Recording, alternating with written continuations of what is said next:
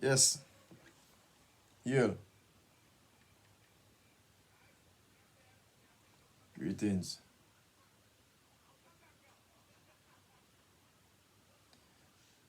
Come forward in the morning, Come hold a reasoning, you know. Today, we want to talk about the financial plight black people find themselves in, you know. Yeah. Why we not have nothing? Because it seems like a lot of us are financially illiterate. Yeah, you know. And it's not really no fault of our own, No. Because you have to think about the education that we were given. We were given an education that don't really teach us anything about the financial system. And a lot of our parents never really know much about it. All them know about is go to school, get a good job, and go to work.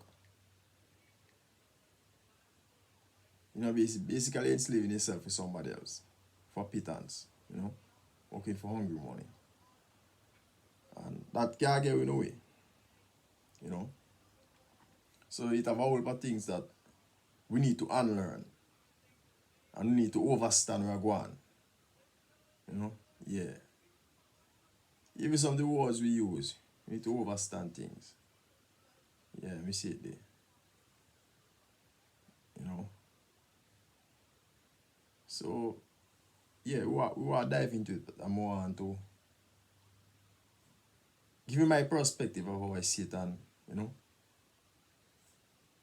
and it's just reality really if you look at it from that point of view, it make more sense to me. You understand? So before we do that, we have to heal up all the ancestors, we say I should to all the ancestors, And I should to all the ones them in the fight way for black liberation and black empowerment, and improving the lives of black people and where we dwell on this realm here. You understand? So we deal with the topic why we don't have nothing. Because if I understand one of the main factors why we as black people don't have nothing, is because of if you look at us black people who were brought into the Western world from Africa, we were enslaved. I want them free. We ancestors. Them never give you nothing. Them never give you no land. Them never give you nothing. So we are as a squat. Some of our parents managed to do things and make something of themselves. Some of them leave a little inheritance. Some try leave a little thing but it not really work out. They have all kind of debt on it. And some take it and give it to. Some of them take the money and carry it to Hair Bank same way. So come like a lot of way, even if some of your parents do good, nothing really left. Might have a little thing, but. So we have to build again. And we can't go wrong never ending this never ending cycle because the generations who come after we are going up and do the same thing. And now none of us start from scratch again and we already scrape the end of the barrel forever.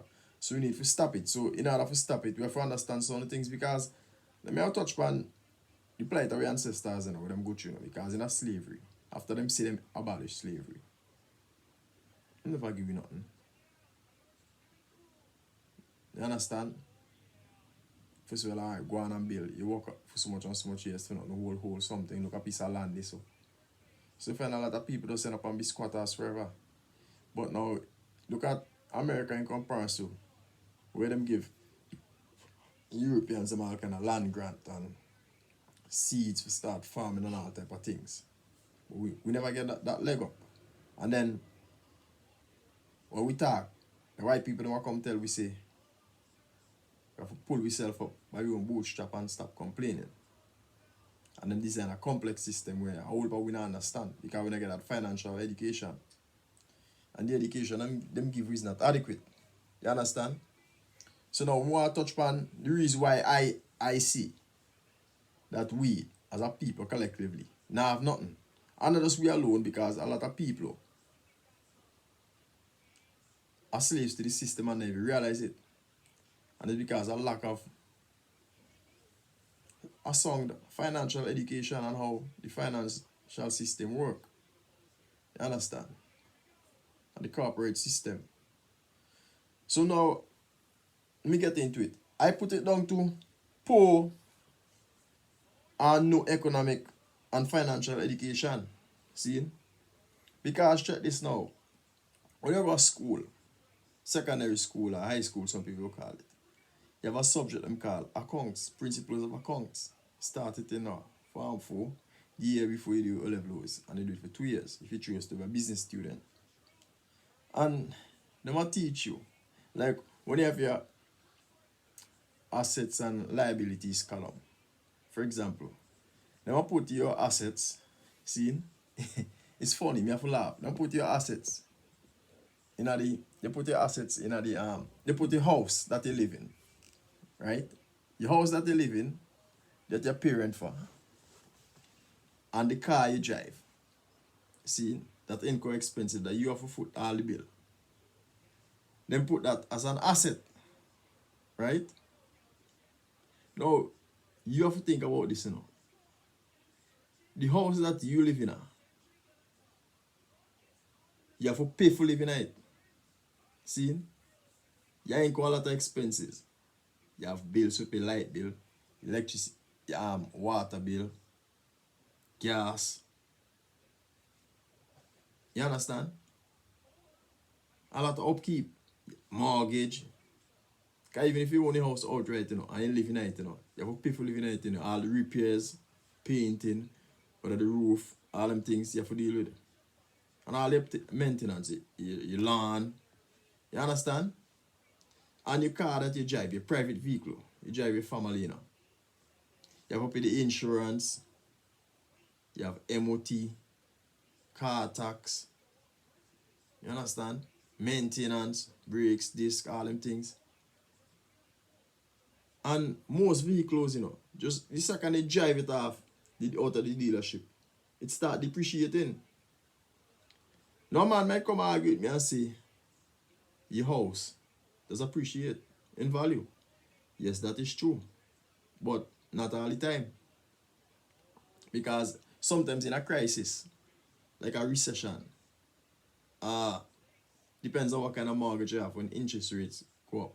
Sometimes you find you have negative equity. Right? The money you pay for your house, and take into account everything, is much more than the actual value of your house. You understand? So your house, you outpay more for your house you live in than it actually worth. So now, yeah, like I say, real estate will lose value too. Yeah, guy going up with negative equity, let me just explain there. You know what I mean? So these things are only assets if they are paying for their own upkeep and you're earning from them. You know what I mean? Like if them appreciate in value. Because, alright, check this. Taxis, right? Minibuses, trucks, freight vehicles, rental cars. They earn, you can earn an income from them. And they pay for their own upkeep. As the most rented real estate and everything. See? If they are run properly. Yeah, if you manage these things properly, they can become an asset. But don't tell me that my house that me live in, we have to pay mortgage and all the upkeep and the maintenance is an asset. It is not an asset because I'm living in it. It will cost me money to live in it. Now, if I'm renting out this property now and getting rental income from it, and it's covering all the bills, the mortgage and the upkeep, and it's appreciating in value, me get it for a good deal, and it going up in value, me not have no silly mortgage on it, you understand? Buy it for a good price, then yes, it becomes an asset to me now, because I eat off for it. Somebody else pay for it for me. You understand? So, but then now, looking at vehicles now, some vehicles can be assets too now. Like me see taxi, minibus and them kind of thing. Freight vehicles. Yeah, they could rental cars. They could be assets. Because they make money. You make money off of them. Whether you get buy them on finance or you buy it cash and you own it outright and it paying for itself and you're making a profit after it. Yes, in that way it becomes an asset to you now. But you have some other vehicles can be an asset to you. Like classic cars, they appreciate in value. You know what I mean? You understand? Increase. Cars that you buy in a trade sale, you buy a car trade price. Let's say a car dealer. I have a good link. You buy cars at trade price. You understand? Cars that are restored. You buy a old car, you restore it. What if you to selling it on for profit? All them kind of vehicles could be asset. You understand? We have to also understand the laws of taxation and take advantage of it. Because, look here, most rich people don't have a 9-to-5 job. Which means they don't pay any tax. They don't pay tax. Like when you have a 9-to-5 job, when you have earned income, when you go and exchange your time for money, you pay tax, except if you're smart. See, if you're smart enough now, you can operate as a limited entity. So instead of you get paid as John Jones, you are John Jones Limited. So now you paying corporation tax. And before you pay taxes now, you take out all your expenses. See a different entity. John Jones and John Jones Limited is a different entity. Let's say if you work for somebody, you set up an agency, represent you, where you get paid into, an employment agency, and you take out all the expenses, office, whatever, company car, this and that and that. But you understand? You have to know ways around these things. Look at, let me say already, when you're kids, you go to school. Our parents will tell we, go to school, study hard, get a good job. Whether you're a lawyer, doctor, whatever, you're working on a pay tax your company now. So most of the time, let's say if you go to school and you study extremely hard, and you do really well academically, and you get a good job, paying you big money, right? So imagine you get a job now, pay you. Let's say you get a job, pay you 40, 50 grand a year, 100 grand a year. You end up and pay 40 and 50% tax. It's pay tax. So it's like most of the money get slapped away. I better they get a lower paid job sometimes because you end up financially better off. You end up and take home more money. See?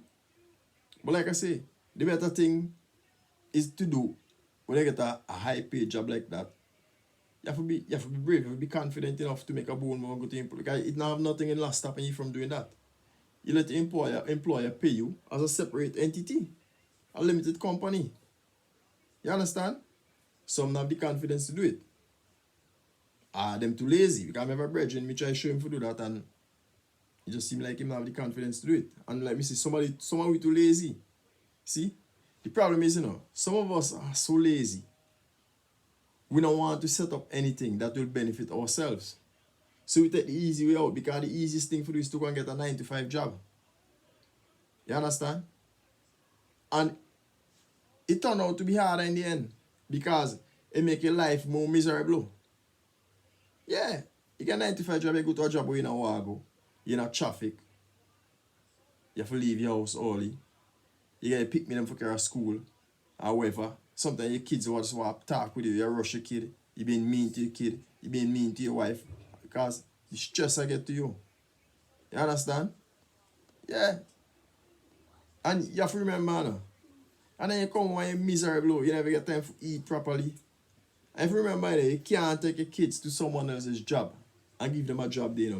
You go and get a 9-to-5 job. Like how intelligent it is and how highly paid it is. Most employers, just the other day now, they might get more, it seems that the whole world is getting more appreciative of people with families, because them realize that it creates a better work-life balance and people maybe perform better. But most employers not care for people with family. That's why you can't carry their people work them like a was. You understand? So you have to carry your pick me to nursery. There's another charge your income, carry pick their school. So like I say, you get a job from somebody. You can't take your son or your daughter and say, boy or girl, come get a job here so. No. But remember as a youth now, growing up in the Caribbean, my father was a barrister for years, over 30 years, rest him soul. Me used to work by my father. You understand?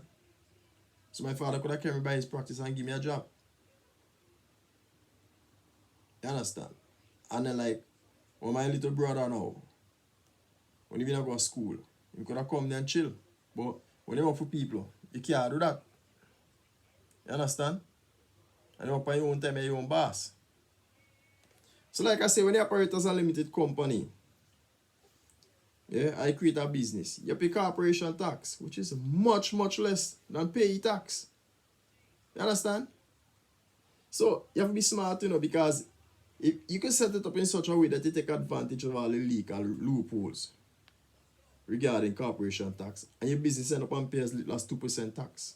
Because you have all kind of ways you can structure stuff. Offshore companies, you can set up different entities, different subsidiaries for image rights and all these things. So you have to know these things, you have to look into them things. You understand? And then you have all these expenses you have to incur. You understand? So you have to do it properly. Yeah, you have to incur as much as you can in the expenditure account before calculating the taxes. So imagine, all right, let's say you take a job paying 80 to 100 grand a year. Now, if you're not smart now, and you end up on a pay tax, you not see half of that money there. Right? So now, what you have to do now, if you operate it as a limited entity, a limited company, so then you have all the expenses, you have to pay for your company car, you understand, you have a home office, you have all kind of expenses, traveling expenses, entertainment allowance, a whole lot of things now, upkeep of your car. So them thing they have to take out before you pay tax now. And same way, if you have a business, you understand, like whatever business you have, you're providing a service, or you're selling a commodity, or whatever. Same thing. So you have to make sure you include as much as you can in the expenditure account before you pay taxes. Let me say car, computer, home office, upgrades, everything. You have to know these things. And another thing again, you have to think out, you have to be smart. Just like, okay, take for example a sportsman, footballer, or whatever it is. Most of them, they get paid as limited companies, and sometimes they do now, right? Instead of you spending your money, it's like you yourself now, you take a loan from your limited company that you farm to get paid into. You just take a loan from yourself. This is a loan you have to repay, but you're not going to repay the loan. You have to understand these things are fundamental if you want to hold on to your money. The ways around it is not anything illegal. You understand? Yeah. It's ways to do it. You understand? It's like two things them call it. Them call it some, how should I put it? Let me come back to that, man. It's like some people say it's tax dodging, but then there's tax avoidance. There's ways you can avoid tax legally. You understand? Yeah. So you have to know them things there. And then you have a little family member and friends that come around and want beg your thing. So you have to know now, instead of you handing out money freely to friends and family when you have a business, let them work in a business for a wage. I mean, them not have to do much, No, they don't have to do much, but instead of handing money to them, to the taxman, employ someone. So you don't have to give them money from your own pocket. So imagine you have a business and your business earn you making £3-4 million pounds or dollars a year in profits. What are you gonna do? Give the taxman all the money. When you have family members, we have to look out for brothers, sisters, cousins, good friends who help you along the way. You give them a job. Sometimes they never have to do much. Just put them on the payroll, make them do something for you. Sometimes you want something done, you want somebody go and whatever, buy something for you, go somewhere, you employ your friend or your family to do them things for you, and you pay them a wage and expenses.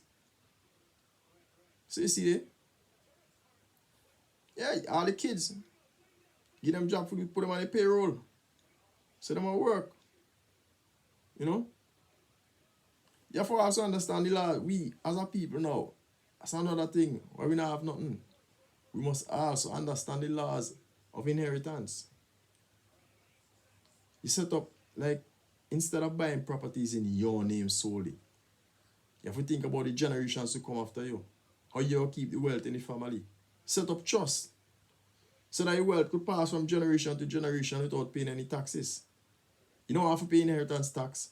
If imagine you buy a house and then you are pass it to your son, you have to pay inheritance tax to a certain amount. You are pass it to your grandson, inheritance tax again. No, you set up a trust where you control the trust, and after that, then your son gonna control it, then your grandson control it, and whoever, and it go down and down and down.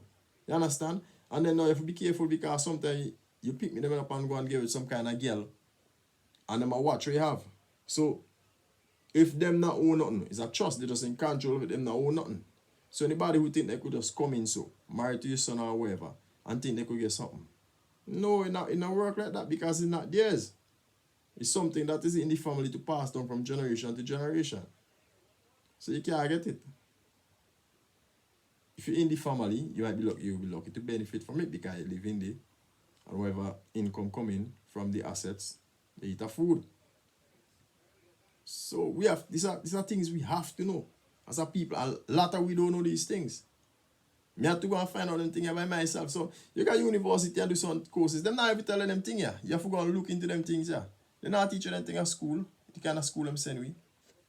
Yeah, another thing we have to understand the laws around capital gains tax regarding properties. Know how long to keep property before selling them to avoid losing a chunk of your profit.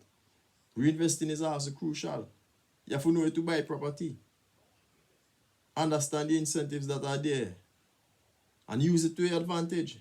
Different countries have a lot of incentives because you have some countries where they go and buy a property, keep it for a certain number of years, and then when you sell it on now, if you keep it for a certain period of time, you're exempt from paying any capital gains tax. Some countries, not all countries. You understand? So these things, you have to know when to make certain choices, you have to make smart choices, know where to invest your money, know where to buy things. Sometimes you can't get into this comfort zone and think, say, me there long enough, me like the vibes in this place. No, you have to know, yo, this country not suit me financially and my family.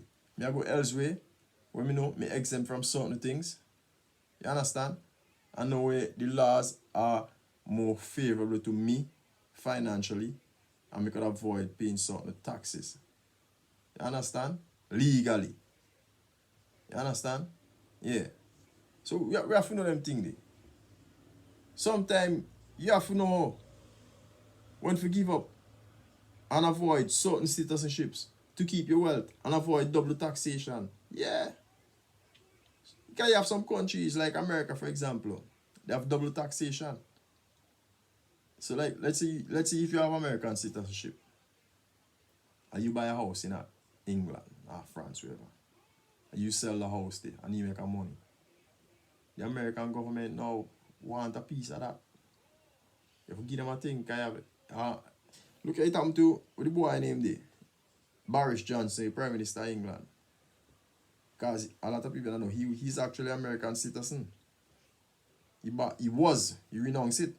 And then he sold a house and the American them stick out their hand and they said they want a piece of the pie. Because I'm an American citizen. So what him do, he pay them and he renounce his citizenship. But right now America make it difficult for people to renounce some citizenship. They make it more expensive. You understand?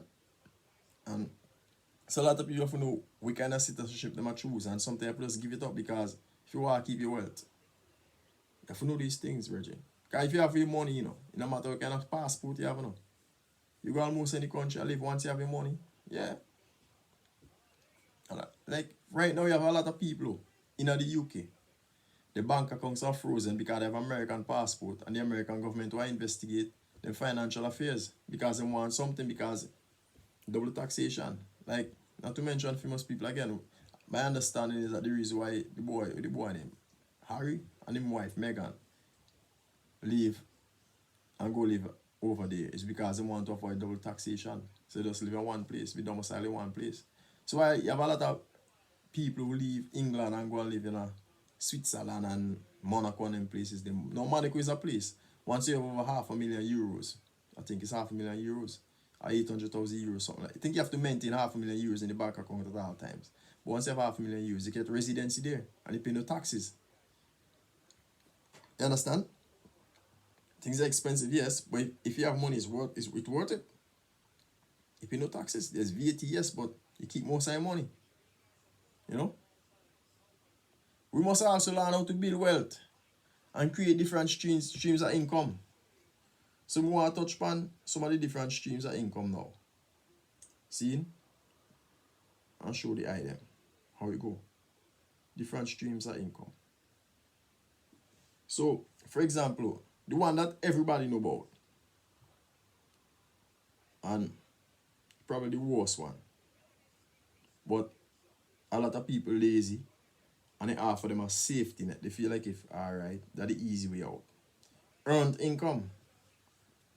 Money that you earn by doing something. Giving up your time for money. Like having a 9-to-5 job. Going to somebody's job. Making somebody else rich. Or working for somebody else. You understand? Some people call it just over broke. J-O-B, just over broke. And it's true. Because all they do work, pay tax, work, and live hand to mouth. Most people who have 9-to-5 jobs. That's what them do. You understand?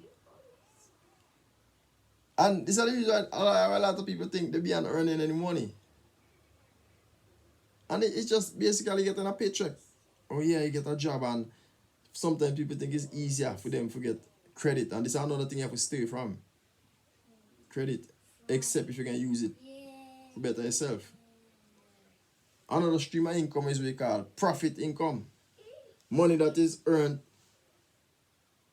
by basically making a profit on anything. You buy something, whether you buy fruits and vegetables, sell it on for a profit. Or you buy cars. You understand? You buy water, something, you buy goods. You understand? Whether wholesale or retail.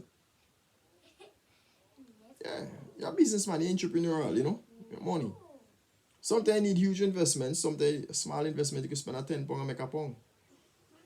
Or $10 and make $1 on top of that. You eat a food and you laugh. You know? Another one is interest income. That is income that is earned on money. For example, you see that one is kind of weird, eh? It's like, it's one of them things. Most of the time, the little interest bank offer you. If you have, when you have a little hungry money in there. It's not really much, you know.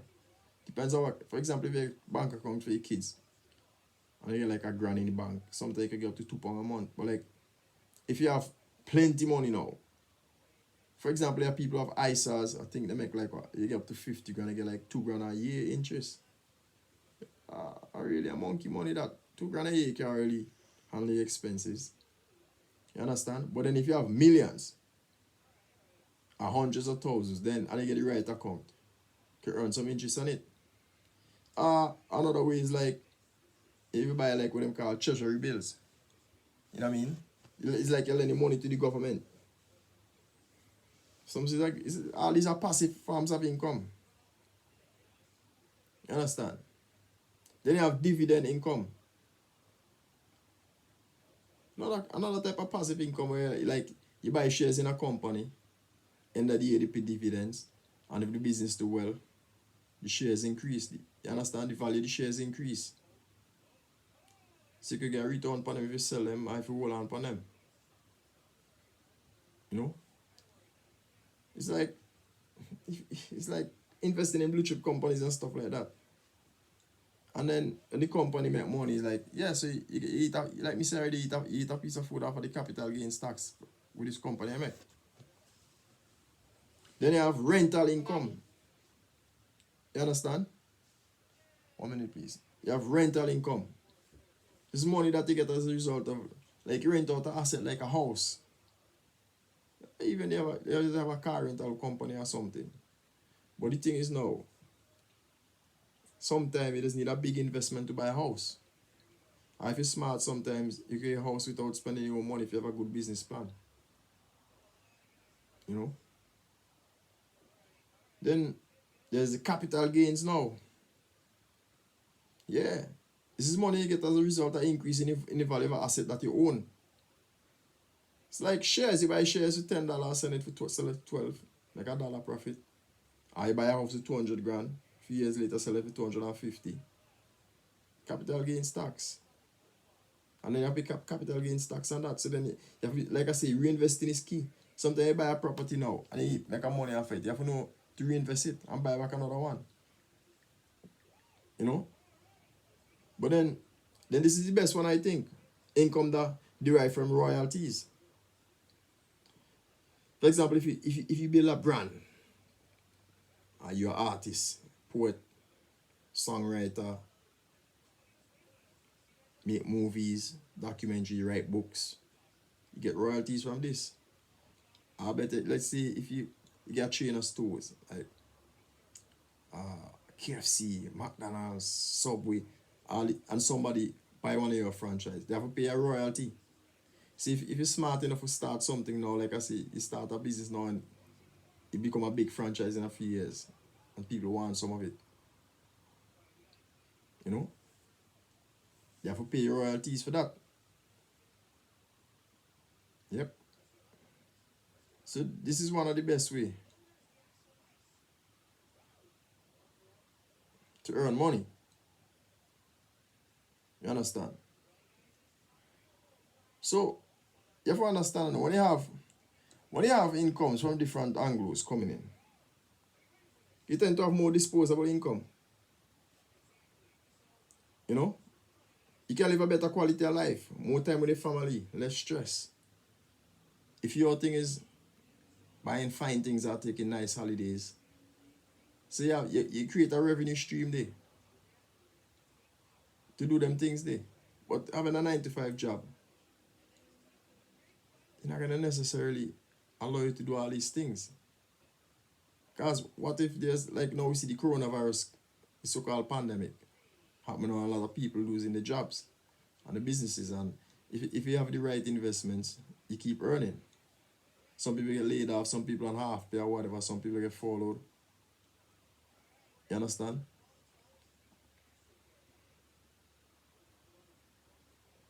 So yes, having other streams of income, different revenues, is a very good thing to do. Because most people who become millionaires and billionaires, them not become that from having a 9-to-5 job, earn income. It's either from royalties, capital gains tax, shares and dividends, or something like that. You know? So another thing that does mess you up too is when you watch other people and trying to keep up with your peers. I know, for example, you don't know what your peer earn. You don't know where you understand? So you can't there earn £10 or $10 and want to spend 100 just to keep up with people.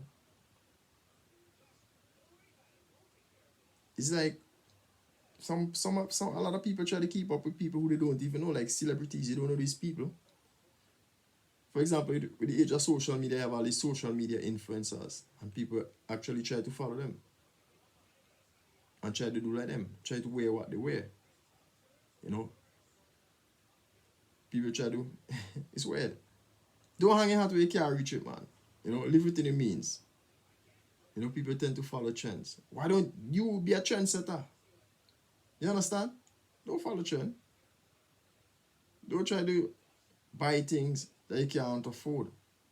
And this is how people get mixed up with credit now. You don't get mixed up with too much credit, unless you're gonna use it to create other means of income. So you see things like cars, mobile phones, you understand, and stock yards that you're gonna buy on finance, renting expensive apartments and stuff like that. And a lot of stuff they're always trying to sell us. You don't need them things, man. Stay away from them things. You understand? Watch out for the interest rates and the terms of credit. If it not suit you, walk away. Anything you're doing. If you're gonna do something on credit to better your position in life, for example, alright, okay, like I said, stay away from credit, but then you could take a credit card and use it to start a business. But you have to get the right terms. For example, if you go buy a house and the terms don't suit you, terms of credit don't suit you, and the interest rate, you have to leave that. Because sometimes they have to think if your credit not good, them give a high interest rate to pay back, which is favorable to them. So you find yourself paying back the interest of the place you buy it for years without even touching the money that they loaned you. You understand? So you have to know these things. Sometimes it's good to, most times it's good to own your own home, you know, but it's like sometimes your whole line never finish before. For example, you have people that get interest only mortgage, you know, where they just pay the interest only. It seems okay when the interest rate is low. When the interest rate spike, it gone up. I mean, if you're a landlord, it could work because you're making money from the property. So they really mind somebody else paying for it and you're eating a food off for it. You know? Or let's say if the value of the property increase and there's equity in it. Let's say you buy it for 300 grand and you're only paying interest only. And now it's worth like 700,000 over a period of time. Then you could go and take a money out of it, remortgage it, and use the money to do something else. That makes sense if you know what you're doing. So like I say, you can use credit to better yourself. You know? Another thing that is keeping us black people poor. You see the religions that we subscribe to and politics. That's another thing. Yeah. We subscribe to religions that tells us it's okay to be poor. Blessed are the poor. And foolishness like that.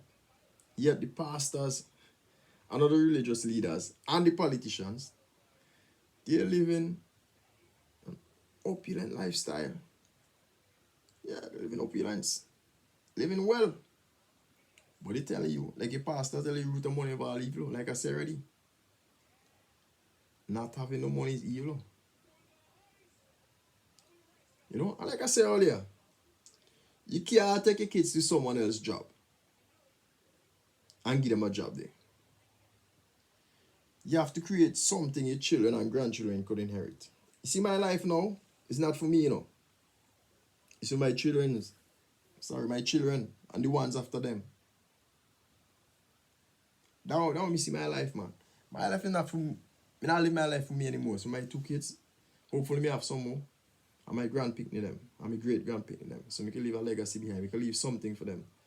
And when me old, every day, I gotta sit down with a smile on my face and watch my children and grandchildren not having to beg anyone for a job. They are bosses. That's my aim in life right now. You know? So my mission is to build little businesses from scratch. 20 years from now, my children, let me say them not beg nobody for no work. They're my bosses. People work for them. If they want to run the business, them run the business. But that's my dream. It's all about creating wealth and teaching my descendants how to keep it in the family. That's my mission. You know? Yeah, man. My thing is not about, I don't have no time for stunting and living a fake make-believe life. I don't depend on that. So when I don't accomplish all them things, hopefully I do it soon. Hopefully these things take off and accumulate value and do well quick. But that's my mission, man. Set up little businesses and build them up, work hard to build them from scratch. So I don't even mind if I have to go and do all the dusty work myself. It's like me have a brethren one time and he wasn't happy in his job. But it's a nice song in job title. I said to him, but brethren, you can set up a little business, man. Live stress free. Man said to me if you go home with a little shop. I said, but your business. It's your business. You relax. You know, you just come up with a business plan and do something. And believe in it. You have to believe in your own ability. But a lot of us, just like I said, a lot of us are lazy. And we don't want to set up something that's going to benefit us and our children. Like I say, going to school, getting an education, and wife and begging somebody for a job. And they give you a job and you be in their clock. You have to come in at a certain time, just a certain way. I not depend on them things, man. I above that, them kind of things beneath me. I prefer set up a little business with the little knowledge I have and dedication I have. Work hard, build it up. Even if I have to go and do the work myself when I can't get nobody to do it, because it's my business. I'm building something for my children and my grandchildren and my great-grandchildren, the generations after me. So when my great-grandchildren, them can have picture of me and my wife in them house. I say, look, see great-grandfather, and he set up the thing, so we can live this opulent life, That's my mission in life, man. See, so when me old, me relax in my house and me see my pick them, my grandpick me, them come and drive the old dusty car. I'm living in some run-down neighborhood. No, man, I live well. You know what I mean? Reach heights and soar and do things that me never do and I wasn't able to do. And my parents didn't set up for me. That was more for my children and grandchildren. So that's my mission. So these are the things why I think we as a people lagging behind and we not have nothing. Poor or no financial and economic education. You understand? Watching people trying to keep up with people. Trying to look rich when we are not rich. Yeah. For example, it's like you have a phone. It's an old phone we have, Nothing wrong with the phone. But they bring out a new one. What you want that for? You don't make the money after that. You just want to keep up with people and say you get the latest thing. We don't reach it already. I remember one time as a youth, we used to have a Jeep Grand Cherokee. 4-liter V8.